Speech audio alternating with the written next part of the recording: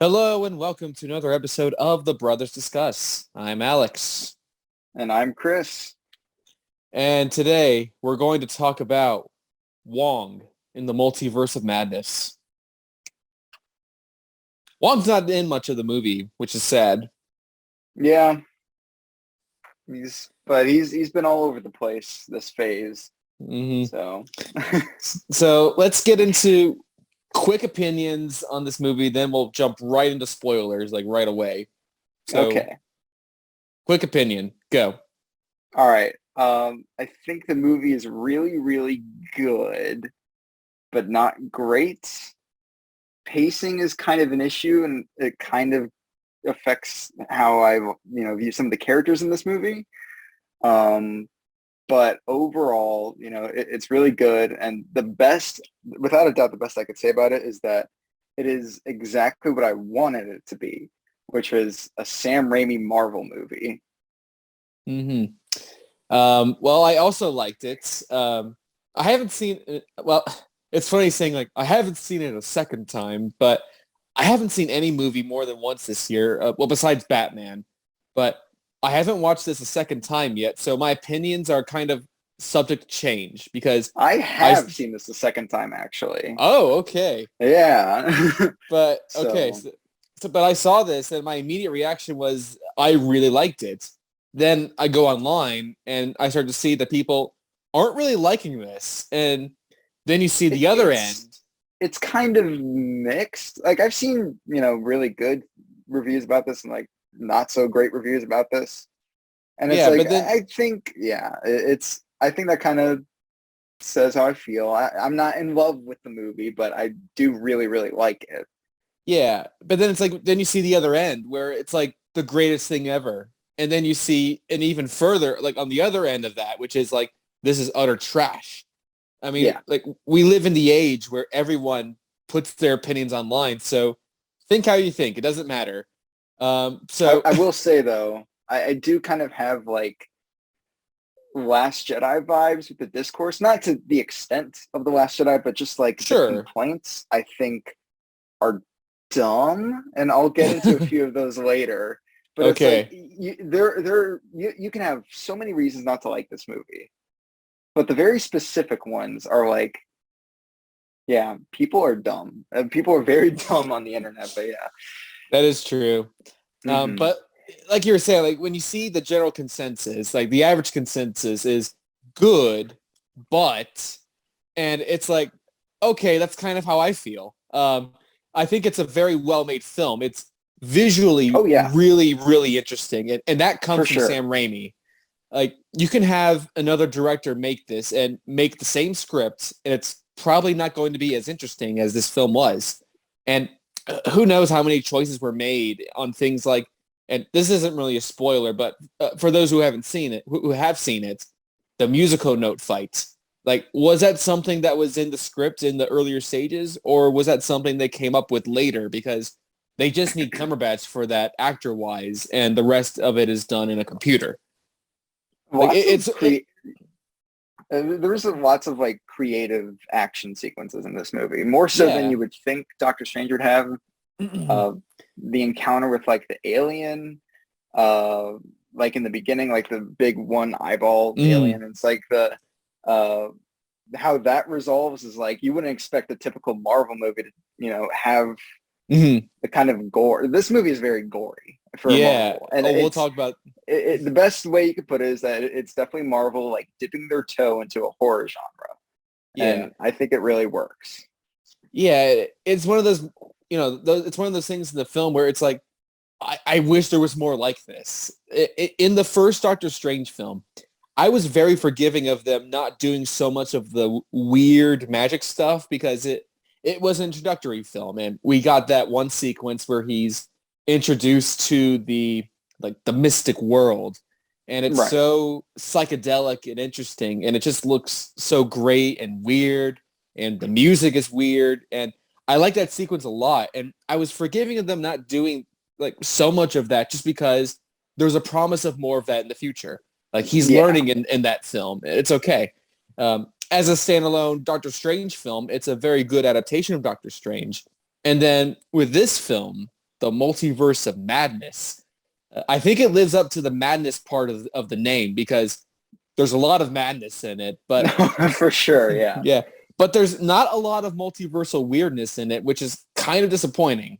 Yeah, they only go to one other one. Yeah, one or two. Yeah, it's. I mean, there's the one sequence, and you see in the trailer where his face is breaking apart, right? And then he turns into paint. He goes into a cartoon world, and he goes into, and you could say, oh, he goes into like a Blade Runner world, but it's probably like the 2099 world. And then it looks like he goes into a silent movie, and it's probably Marvel Noir.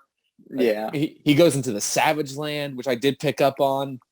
I kind of would have liked more of that. Like, I'm fine with it being a 10-second sequence, but it would have been nice if we got some more weirdness like that, because they just really go to one other reality and spend a big chunk of the film there, and then he goes into one other reality, and then it's back to our world, basically. Yeah.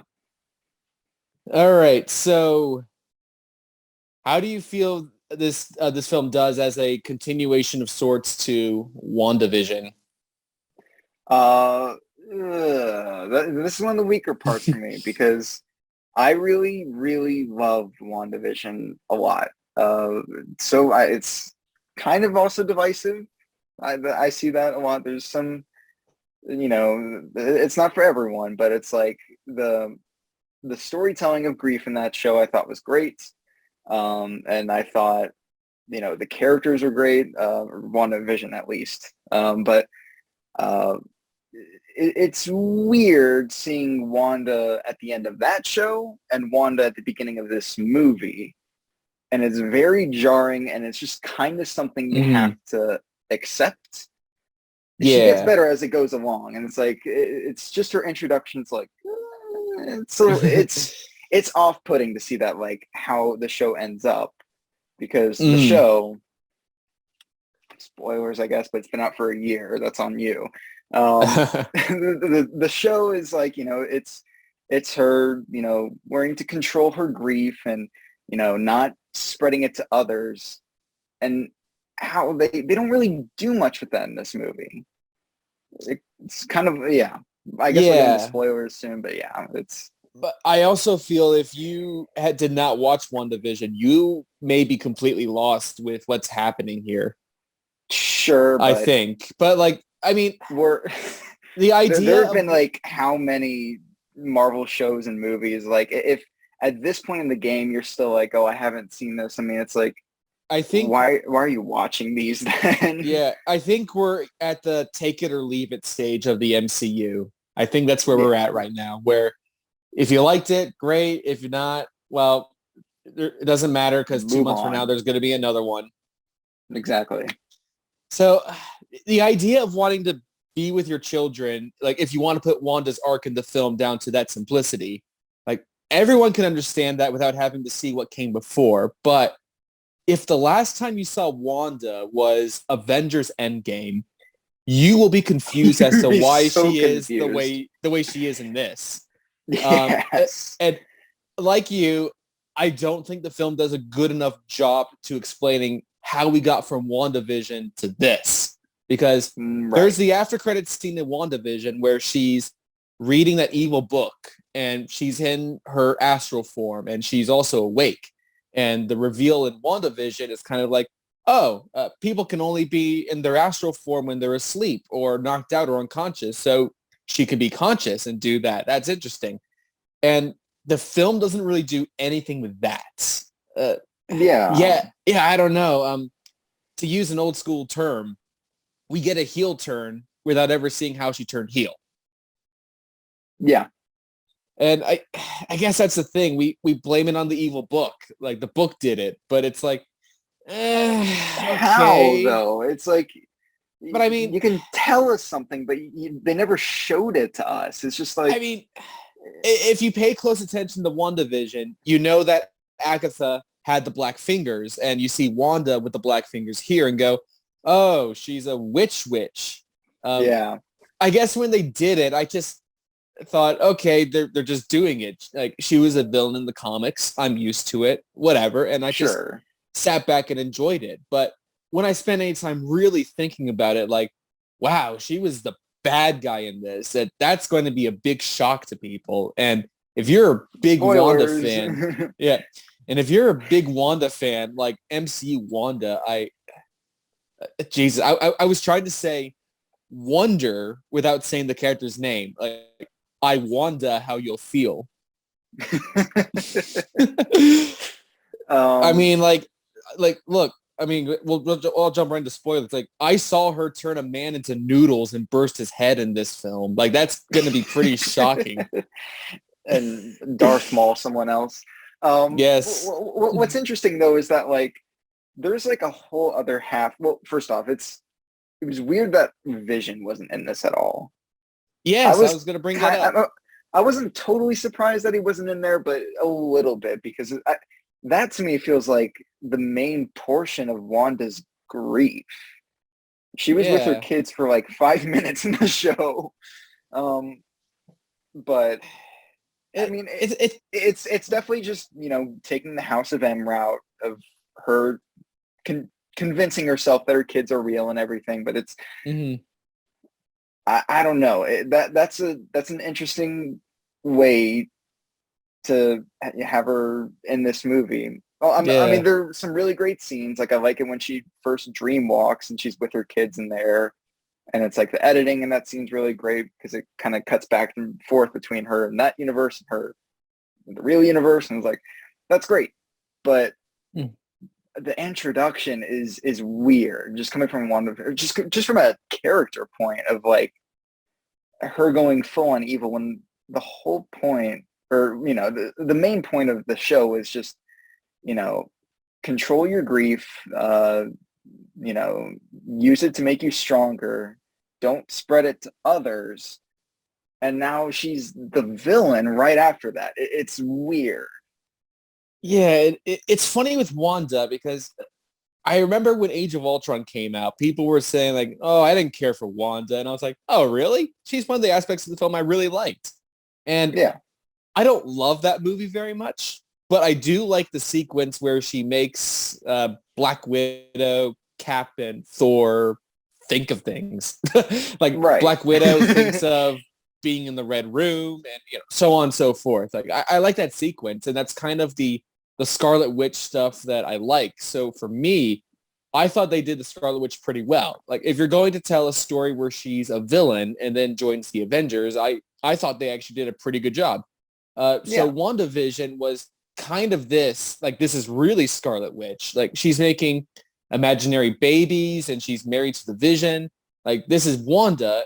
And then you get to this, and this is still Wanda. I still see that this is the Scarlet Witch. It's just, if you want to connect the dots, then it starts to get real messy because all of these different films have adapted Scarlet Witch in a way that I can pinpoint where in the comics this is taken influence from. And obviously we get a lot of House of M era Scarlet Witch between this film and WandaVision. And I'm not a big fan of House of M, but the thing I always remember about that book is that she changes reality to give everyone their wish while she tries to live her life with her kids. And everyone's like, no, Wanda, you can't do it. Like, I don't care if you gave us all our dream. This isn't real. That's what I think when I think of that story. And her being like, well, fuck the X-Men, no more mutants. Like, that thing is a very drastic decision that she makes. To me, like, her trying to be a mother and Doctor Strange saying, like, you can't do that. And that's what we get in this movie. And there's a scene where he straight up says, like, they're not real. And I was like, oh my God. Yeah. But she is like a psychopath in this movie. And spoilers, I guess, like, she dies at the end. She dies. I don't know. Well, okay, sure. No one's ever really gone. I wonder what White Vision has to say about all this. Like, he's up in the stratosphere somewhere. So yeah, I want to talk about White Vision for a little bit. So my idea for the mid-credit scene, Like I put together one of those bingo cards that I like to do for these movies, but then minutes after I put it together is when the Reed Richards thing leaked. And I was like, okay, let me cross off half this shit on this list. Okay, never mind. Okay, so I thought the mid-credits scene was going to be like a shot of the rubble, and then White Vision shows up and finds her and picks her up and flies away, kind of like how he did in Age of Ultron, and we go from there.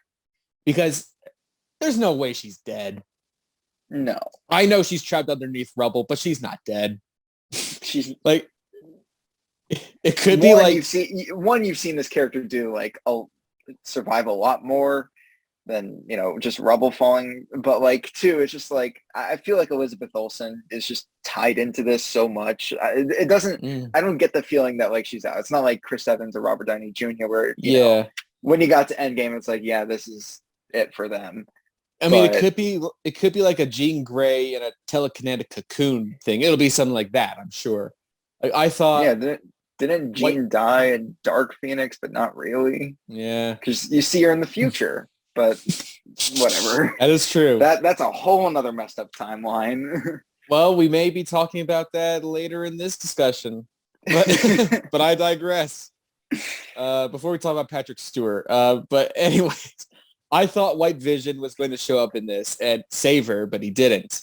And to be honest, I would have preferred that to the mid-credit scene that they actually did.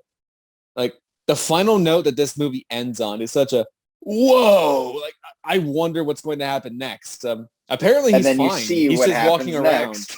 Yeah, he's fine. He's just walking around. Yeah. So yeah, before we talk about Patrick Stewart, let's go ahead and talk about Doctor Strange real quick. I still really like Doctor Strange. I still think he's a really great character. I do too. I definitely liked what they did with him more in the first movie. He didn't have too much to do in this one. I'll be honest. I don't know. He felt more serviceable in here. I don't know, because they tried to go interesting with, like, you know, are you happy and all of that, but it's like, that doesn't go anywhere really. I don't know. I think it ties in with everyone, like, by the end, because I think the "Are you happy" thing, I think the point of the movie is that what's done in the past is done. You have to just accept that and move on. And I think that's reflected with Wanda and America Chavez as well, with what happened to her parents. Right. But with Doctor Strange, I will say one thing I do appreciate about this very much is the way he just trash talks the Illuminati. And he's like, yeah, you tell him, Doctor Strange. Yeah. There's a running gag in the MCU with Doctor Strange where he clearly doesn't like the Avengers, because in this film, he just starts mocking them in front of Wanda, where he's like, who was I going to go to? One of the bug-themed heroes, or the idiot with the mohawk and the bow? Like, he said something like that. And I was like, that's Hawkeye great. and Wanda are friends. And he just mocked him right to her face. Oh, yeah. Or like how belittling he is to Peter Parker and No Way Home. Like, he just hates the Avengers because he's that way with Tony Stark. Like, he does not give a shit about all the times he saved the world. And he's just like, if it comes down to me or saving you, I'm picking me, basically. Like, actually, he's talking about the Time Stone, but still.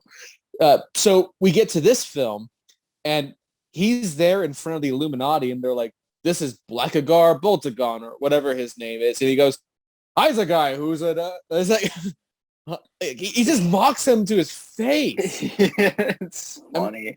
I mean, it's not like he can say shit, but literally. That's true. And then Reed Richards shows up, and he's like, aren't the Fantastic Four a band or something?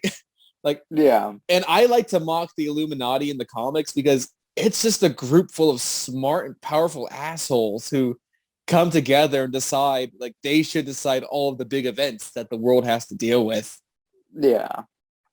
And it's funny because you go back to No Way Home, and Doctor Strange is like, we got to send these guys back to their worlds. I don't care if they're going to die there. That's that world's problem. Like, they shouldn't be our problem. And then you get to this, and he goes into another world, and he's like, don't kill me. There's a bigger threat coming. Like, you need me. And it's funny how that goes along with Doctor Strange's arrogance of like, he should be able to see that this is why they're not listening to him, because he wouldn't listen to reason when he was faced with something kind of similar.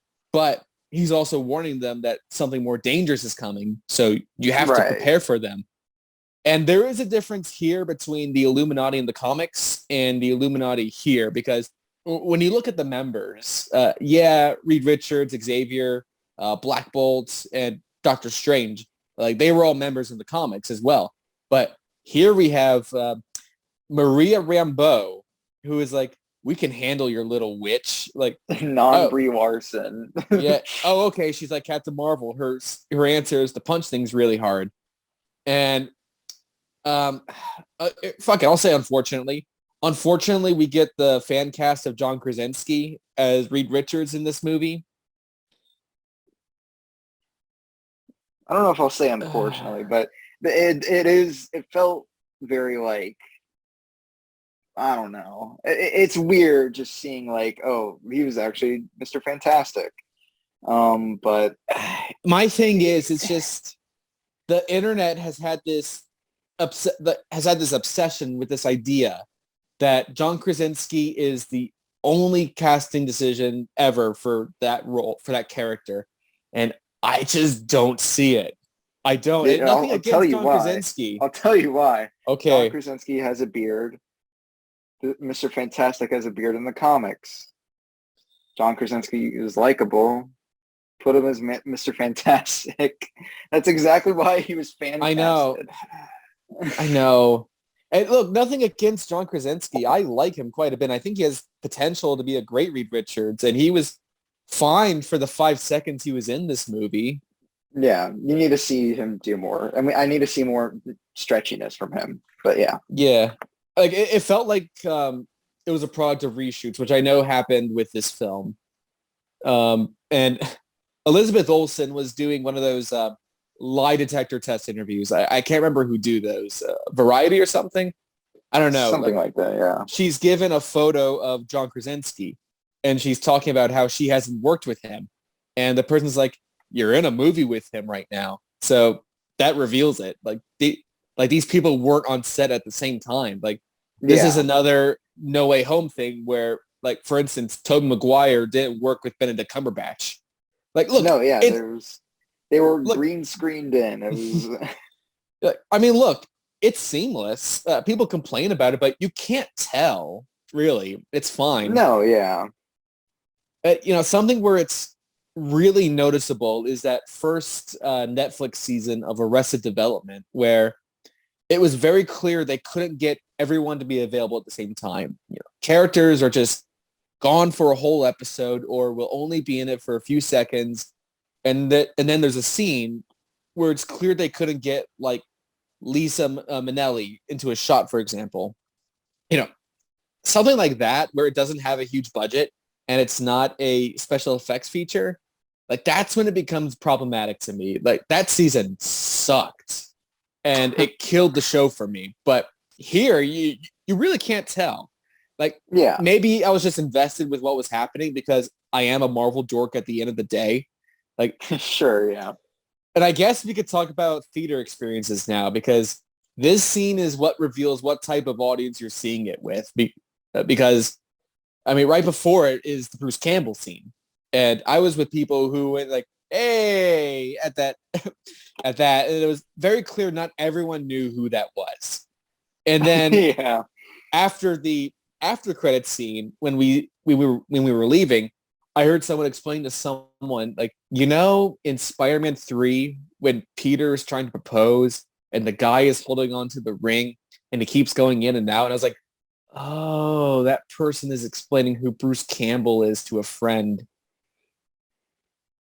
Someone explaining the phenomenon that is Bruce Campbell in a Sam Raimi movie. Yeah. So what was your theater experience like with the Illuminati? With the Illuminati,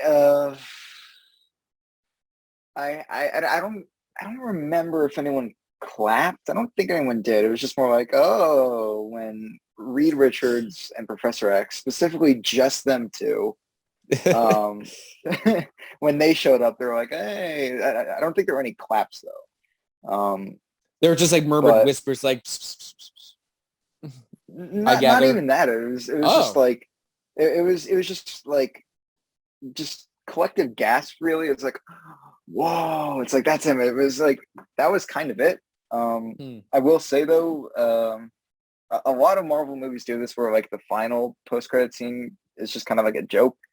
And a lot of diehard Marvel fans are like, really? I waited all just for that. And I had a lot of that with my opening night experience. See, I love the I love that Bruce Campbell scene so much. I do too. I do too. It's like the comedic zoom in, and it's just like it's great, and I thought that was great. Yes, I'd stick around for any Bruce Campbell scene. So unfortunately, I did not have that luxury. Okay, so let me set the stage. So the name drop of the Illuminati, of Mordo's line, like, the Illuminati will see you now, I think is what Mordo says, or something like that. And the whole audience went, whoa. And I was thinking, fuck, there was a TV spot that was released like a week ago, and that line was in it. Did these people not see it? And I'm gathering that people didn't, because like I had people that had no idea that Captain Carter was confirmed, or that Xavier would have the she was in a chair. TV spot. And that was in a, like, yeah, exactly. It was in a TV spot like a week ago. Like, they definitely didn't know about the Reed Richards thing, except for the internet, because they decided to make that a thing. Like, I remember seeing, John Krasinski, Reed Richards, leak, like, all trending. And even if I didn't click on any of those, I could put two and two together. So, yeah. When Captain Carter is revealed, I heard a few woos, but it wasn't overwhelming. Then there's Black Bolt, dead silence. I just kind of laughed, and I was trying to tell if it was the actor from the show. Not that I ever watched that show, but it was clear by the end of his time that it was him. Anson Elgort Mount. Something like that. That's his name. Then when they revealed Maria Rambeau, again, dead silence. And then John Krasinski, Jim from The Office, shows up, and people were like, whoa! But it was clear, like, it was a surprise. Like, it wasn't people playing along. It was clear that people didn't know. And then when Xavier showed up, it was a very, like, it was clear everyone knew he was in it. That's the one everyone was playing along for. Like, there was an applause and cheers, like, like when someone famous makes an appearance in a play, like, that's what it felt like. Like, I'm sure, like, Patrick Stewart, I'm sure he gets that all the time. Like, to the point where I had missed the 90s X-Men theme because people were applauding. Yeah, I remember hearing it, and I saw it opening night, and yeah, I remember hearing it. So, and then I also saw in the credits, so I was like, was that X-Men 97? I saw in the credits, it said X-Men 97 theme, and I'm like, oh, there we go. So let's talk about Xavier for a little bit. Okay, it won't be a little bit. I can't lie. More specifically, Patrick Stewart, and that all he's right. really, really old. I will get to that. Don't you worry. Okay. So it's kind of interesting that Xavier from the animated series, like, to me, I think that is the last to not have been influenced by Patrick Stewart. Like, he's the last remnant of an era where Xavier was not influenced by Patrick Stewart, because everything that came after the first X-Men movie, whether it's like X-Men Evolution or Wolverine the X-Men, they always like speak like this. They always have a bit of Picard in their voice, or posh. So, but to see that 90s Xavier is back in a sense, he's Patrick Stewart is now in a green suit. Is it like actually? Is it confirmed to be 90s Xavier? Well, I don't think it is. I just think it's a case where it's just because, it's just now Patrick Stewart. He's got the green suit. He's got the yellow wheelchair, and it has the theme. It could have been the X-Men theme from the movies, because it's Patrick. Why didn't you do that? Because it's actually Patrick Stewart. I don't know, but I'm currently rewatching X-Men the animated series right now, and uh, just watch that show. It's just great to hear Xavier yell things in that show. Incredible power! But now that is Patrick Stewart, and he's 109 years old. So, okay, positives. Patrick Stewart gets to say names like Wanda Maximoff and Thanos. And there's that X-Men fan in me that's like, oh, Xavier is saying Thanos. He kills Thanos. He kills Thanos. There's a great shot. I'm serious. Like, there's a great shot where you see the dead body of Thanos, and it starts to pan, and the first character you see is Xavier. Like, and it's like you're kind of picturing how that battle went, and you're thinking, Professor X was on top of Thanos. He definitely has a Mantis role in there. Exactly. Like, the events of Infinity War sort of happened in a similar way, except there wasn't a Star-Lord to fuck it up, and they had someone more powerful than Mantis to freeze his brain. But I mean, they had Professor Charles Xavier, so of course they won. Yeah, and like I said, he's got the green suit. He's in the big yellow chair, and seeing that stuff is fun. The negative is that Patrick Stewart is really old, and it's strange seeing Xavier like this old and kind of being part of this universe's Avengers, essentially. Like, seeing him say like, Doctor Strange, my friend. To be fair, all the people want to kill Strange, and then it's Professor X that helps him. Like, my man, Professor X, like, he knew to save the good guy. And we do hear him say the line from Days of Future Past, which is the other connecting tissue to the movies. Just because someone stumbles, loses their way, doesn't mean they're lost forever. Like, I like that he got to say that line, but it's funny that he almost has to rush the line out. Like, I reacted to it when I heard it. Like, again, if you want to talk about people in the cinema, like, whether or not they're real fans, I say with quotations, because whether or not you're a real fan or not, or whatever your cred is, it's nonsense and who cares. But when no one in my screening but me reacted to that big line from Days of Future Past, I was like, yeah, you guys aren't real X-Men fans. Fuck you. Yeah. None of you saw Dark Phoenix. You're the ones that let it bomb. Like, it's cool that they managed to put a movie line in there, like a reference to the X-Men movies, but no one would have noticed that, but everyone noticed, like, I'm something of a scientist myself in No Way Home, because it's been memes. Yeah, but it was, like I said, it was also kind of rushed out there, and it clearly didn't mean much to people. And now people are putting side by sides on Instagram or whatever. Like, look, it's a reference. Like,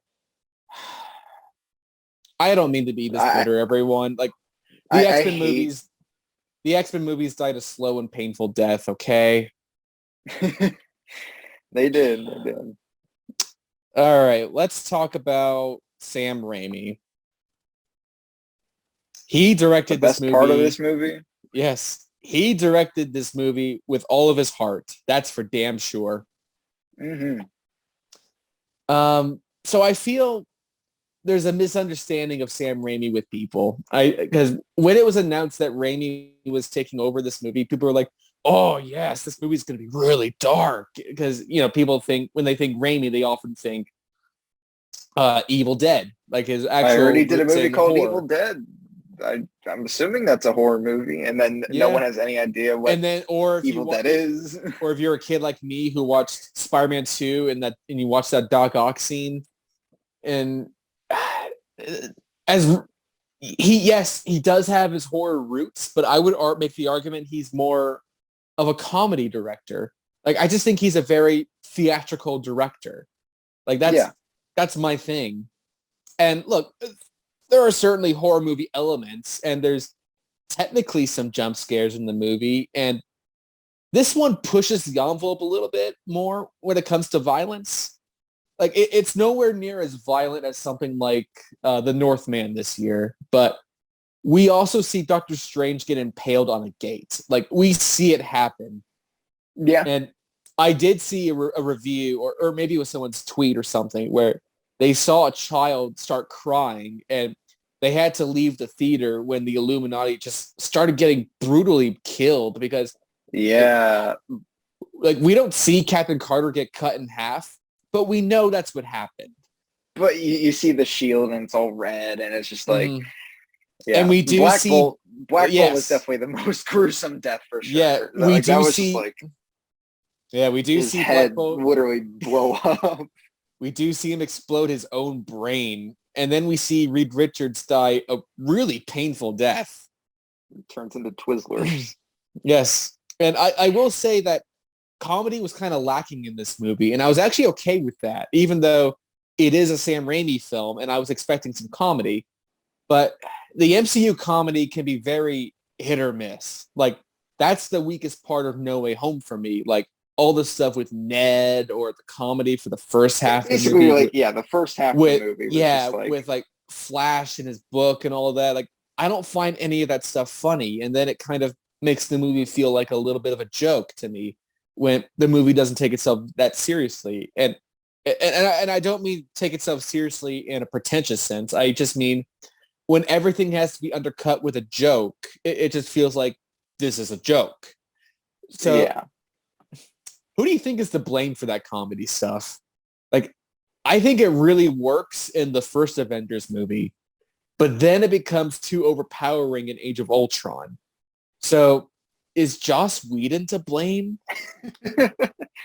Or is it Iron Man? Or is it Iron Man 2? Iron Man 2.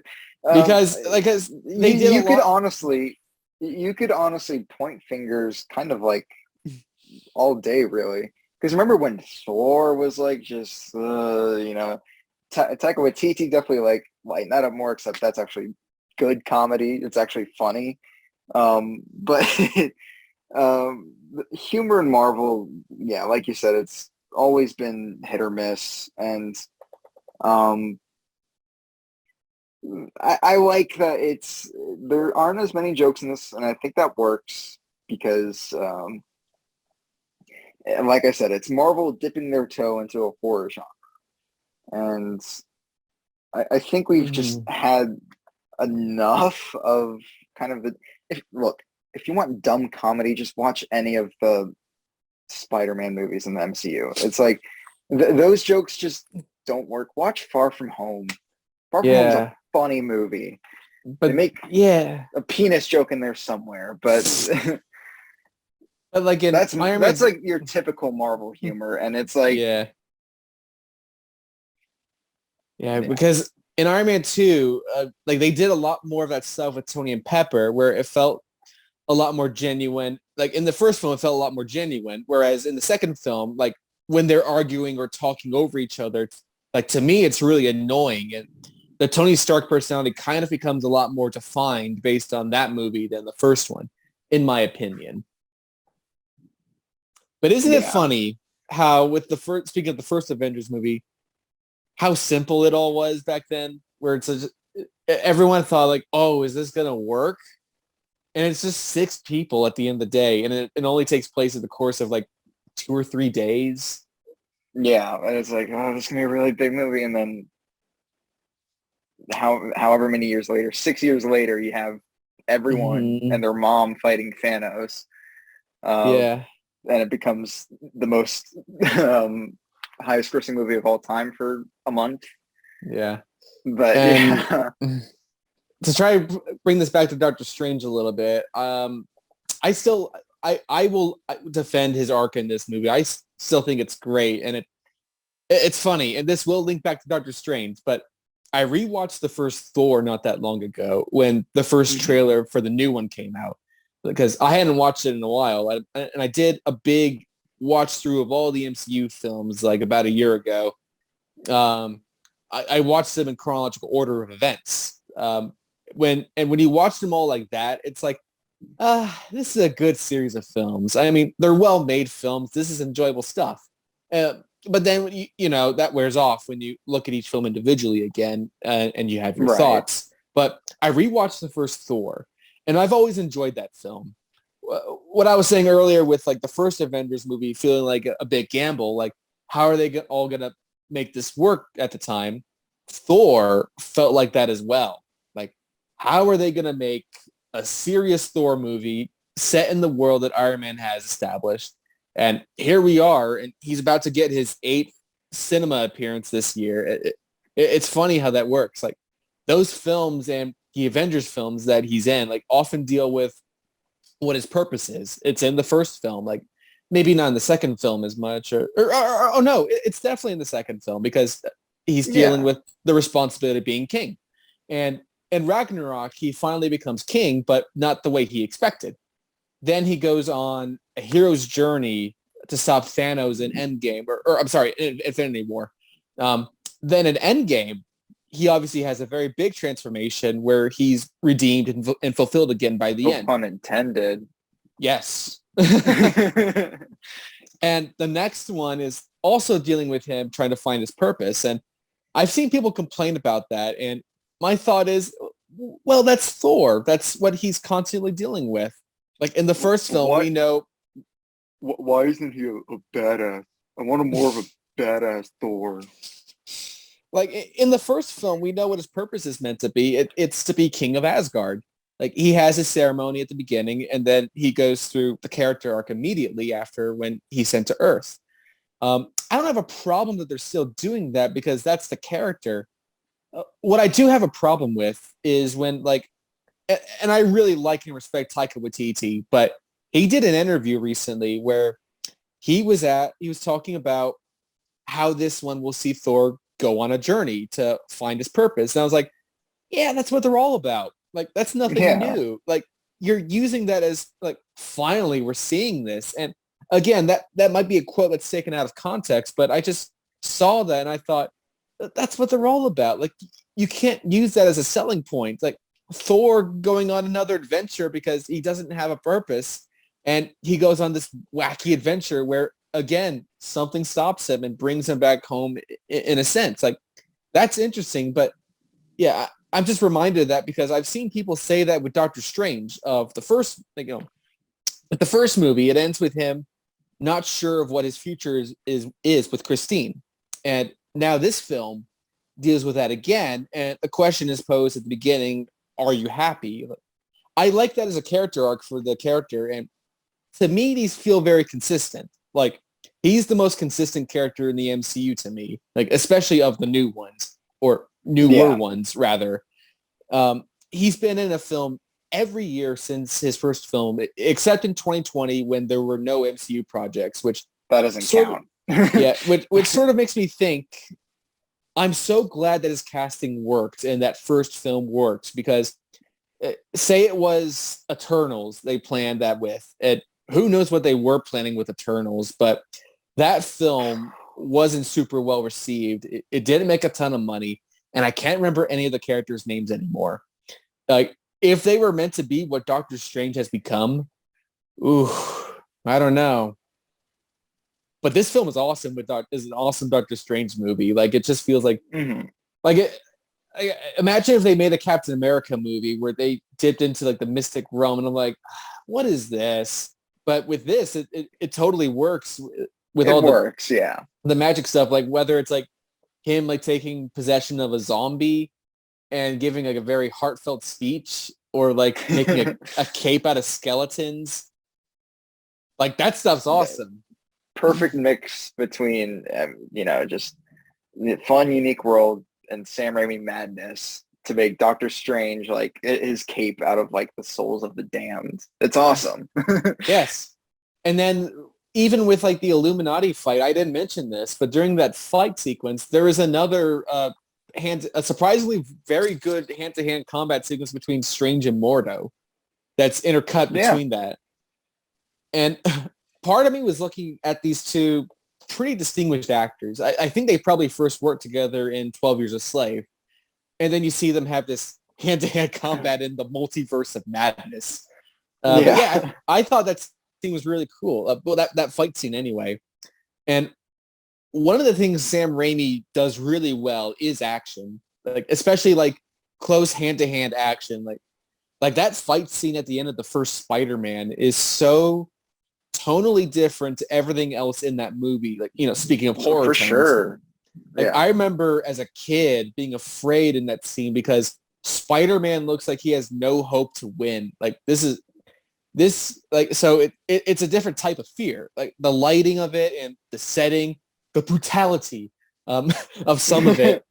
Not that that's reflected in the Strange Mordo fight, but going back to what we were saying earlier, if Sam Raimi does horror, some of his really interesting techniques, like how he does montages and transitions. Yeah. Which people are hating on in this.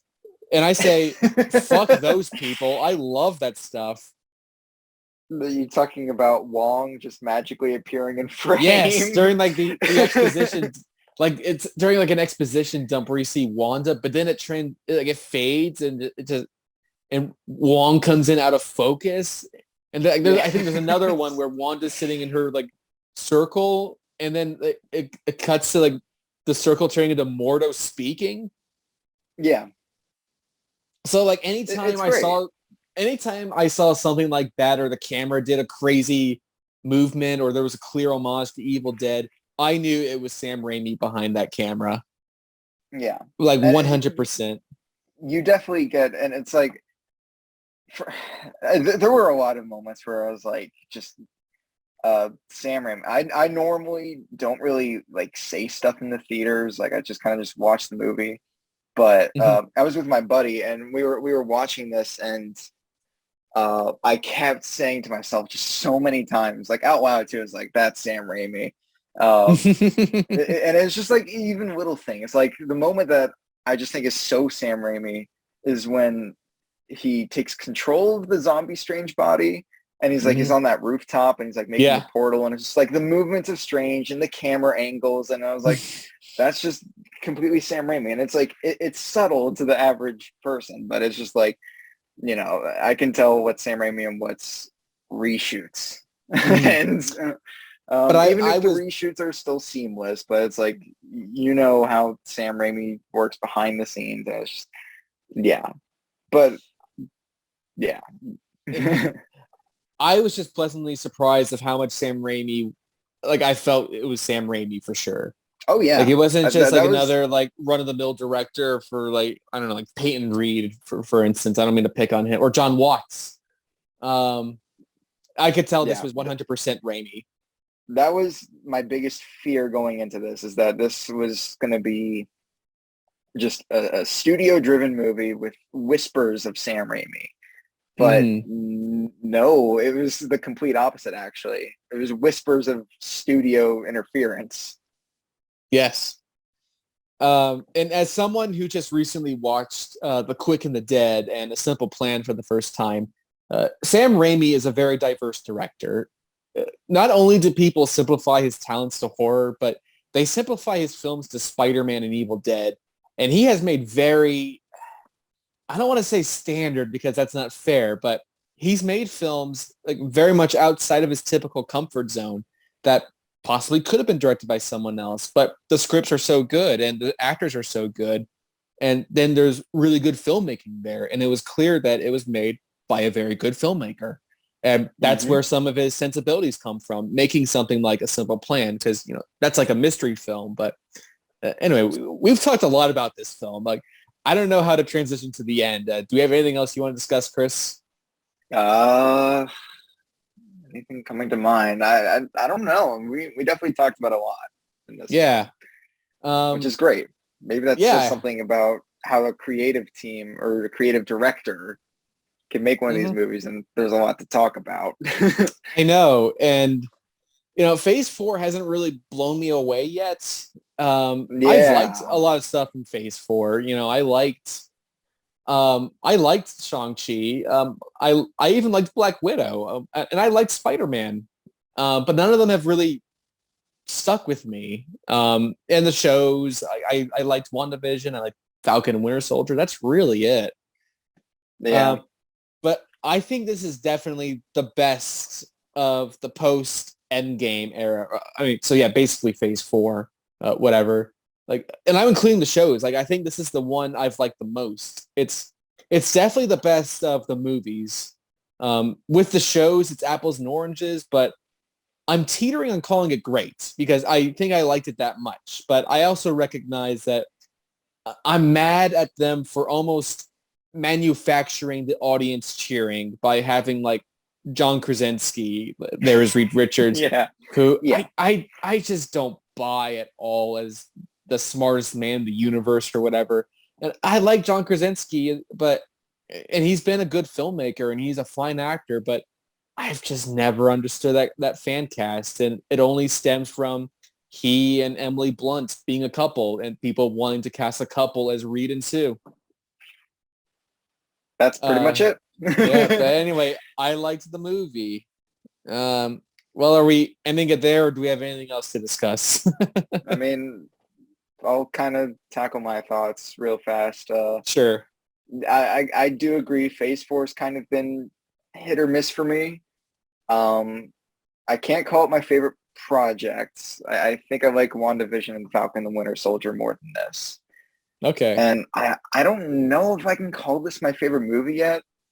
You know, it's been an interesting time for Marvel when I actually say a Spider-Man movie has been my favorite movie in the phase so far. What a time to be alive. Not that I think like No Way Home is like a better constructed film than Multiverse of Madness, but I just really do like the second half of that movie. Mm-hmm. So I think, yeah, the stuff in the second half of that movie I think is probably better than this. I don't know. It's hard to say. Mm-hmm. Right. But Multiverse of Madness, I do really like Multiverse of Madness.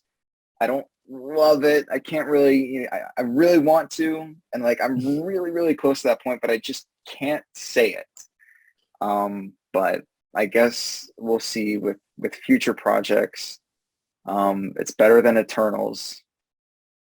And but no, it is better than most of the Marvel stuff out there. I haven't really cared for many of the shows so far, except for the first two. But and movies have been very hit or miss so far. So it's this was more on the hit side, but I can't really say I'm quite there with it though. Gotcha. Well, I'm giving it a big old thumbs up for me. As would I. I mean, I'd okay. recommend it, but it's like, yeah, I don't. I do like the first Doctor Strange more than this one. I'll say that. Okay. Yeah, I was debating on which I prefer. I don't know. I don't know if I have a definitive answer yet, but I think right now I'm leaning towards this, just by a little.